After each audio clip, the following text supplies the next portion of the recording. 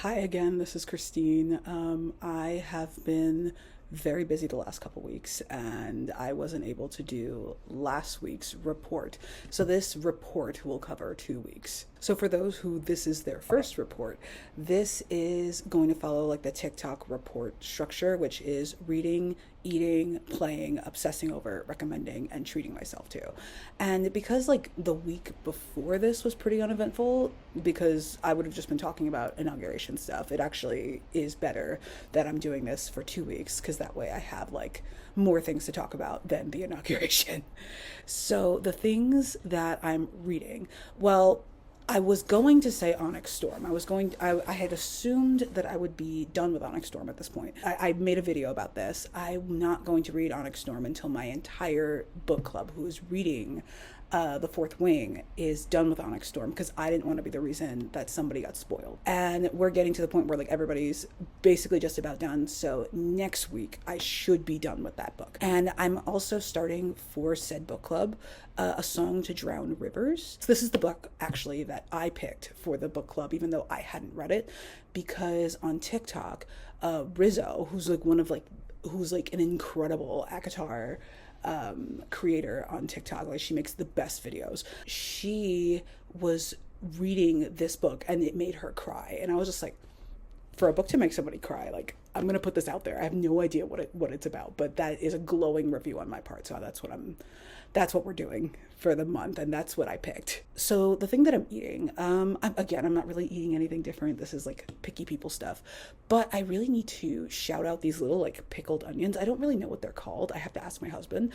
They are like these little pickled onions. I'll show a picture of them, and they're so good. Like if you are a person who like really likes Asian food the way I am, the way like my husband is, if you really like Asian food, like they probably have these as appetizers at like Japanese restaurants, and they're so good. You should try them. Playing, I need to show you the this is going to be a continuation of last week because I was finally able to test out the Elishnorn deck. Hang on. Okay, so I'm back and I have my little box, and I got a little proxy, so put it in the little window, that way I know this is the Elishnorn box. I did not win with this deck, but this has nothing to do with the deck. That is entirely user error. One thing that my Magic the Gathering play group is always telling me is that I'm not like aggressive enough and I don't really know how to close out games. This deck is really good at like oppressively like laying down like the groundwork to win games, because it stops other people from being able to use their ETB triggers. I'm more looking to like be an annoyance on the field because I'm so used to not winning Magic games that if I have the tools to win, I don't really know that I have the tools to win. And I also struggle with threat assessment. So this is something like I there was 2 games where I'm like I could have won them and then I didn't win them because I was able to snatch defeat from the jaws of victory. But anyway, I am excited to continue to play test this. I have a couple of cards that I need to replace certain things with, because I was just kind of pulling out like white cards with each ETB triggers from around the house, and it's not super cohesive, but if I make this cohesive and I learn how to use it, I'm pretty sure that I'm going to be in a much better place playing this deck. And this is also my first time playing white, like ever. So there's gonna be a learning curve, and Elish Norn in particular, like Mother of Machines, she is very oppressive, so that's not necessarily a power level that I'm super familiar with, but I'll get there. I worked hard for this deck. I'm gonna make mom proud. The next thing is I'm obsessing over. First, I'm trying to set up Twitch stuff because like my husband is on Twitch and like my friend Rachel is on Twitch, and like they look like they're having so much fun with it. And I'm like, you know what? I'm gonna give it a shot. So I wanted to spend all this time trying to like work out what OBS does, what Streamlabs is. I have to get like a separate program if I want to do Switch streaming, which is something that I want to do because I really want to play Three Houses like on Switch because I love that game so much. And I'm just like, this stuff is hard. It's really hard. And I think as someone who is coming back into content creation from YouTube, from TikTok, this is just a skill set that I just like. Twitch in particular is just a skill set that I don't have. It's the liveness of it, and it's the like setting up the overlay, because I have like an overlay that I need to make happen, but the overlay, because I have a Mac, it doesn't recognize the overlay as transparent, so like it just looks ugly. So I'm in a place about this. So that's something that I'm currently obsessing over at the moment. As a sidebar, today, the day that I'm filming this, it's February 3rd, that is my birthday. I am 35 years old, and I have had this channel on and off since I was 25 years old. I'm feeling a little old, and I'm feeling a little I don't know, but I'm happy to have made it this far, and I'm happy to be working towards the things that I want to accomplish in life, and that is the most that I can do at the moment. These are the things that I have in my life, are the things that I love most, and that is what is most important. I don't know. I'm having, it's not a midlife crisis, but it's like a midlife contemplation. Also, another thing I'm obsessing over, Grey's Anatomy. Season 8.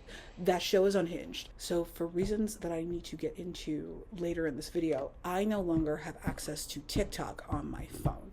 So the Grey's Anatomy video that I'm going to put up is going to be on YouTube, and then I will upload it to TikTok from like my desktop if I'm allowed to do that. And honestly, I don't know why everyone's yelling about Owen being terrible, because like season 8 Owen, like post Christina's like unbaby having, post that moment, Owen's actually been pretty cool. Like he's being all verklempt around babies, but he's not like, he doesn't seem to be pressuring Christina or anything, and he seems to be doing really good as chief of surgery. So like I don't understand like what the problem is. At some point he's gonna get worse, but as of like season 8 episode 6 episode 7, like he's fine. Derek is actually my Derek is my sworn enemy.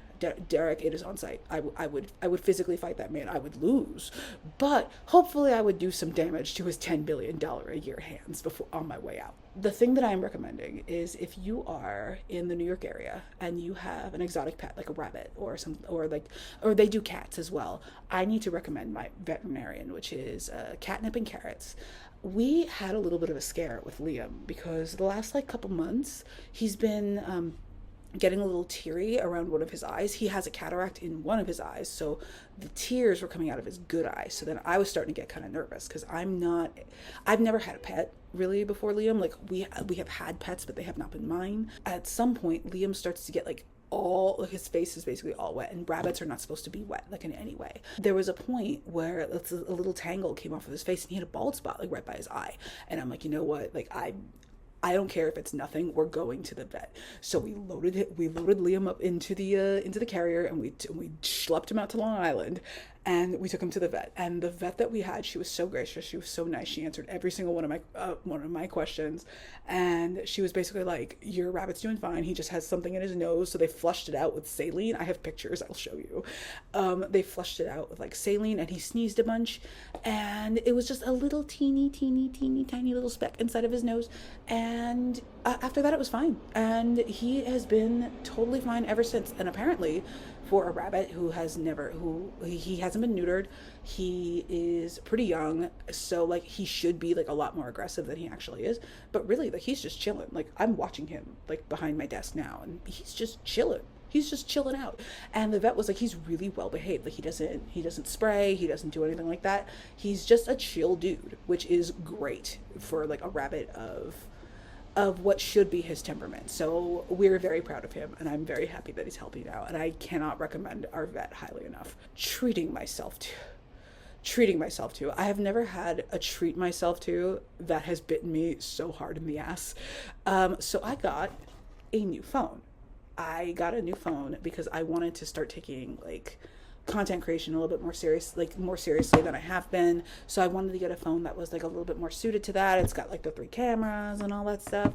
And also I wanted to kind of get ahead of like the tariff situation, because you know, like the tariffs and Trump and all of that, and I just didn't want to have to upgrade my phone during that time where it was probably going to be more expensive because of like, you know, cell phone chips coming from like politically fraught places and things like that. So we go to the store, and I'm like, hey, I make content for TikTok. Will I have TikTok when I move my phone over? And the guy said yes. And I was like, okay, cool. So we sit there for like an hour and a half. They move everything over, and I'm clicking to make sure everything is there. I go to like do what I need to do on TikTok, but TikTok is unloaded. Like it's offloaded. It's not like downloaded onto the phones. And then I go up to the manager, because the manager is the one taking care of us now, because our guy went on break and we never saw him again.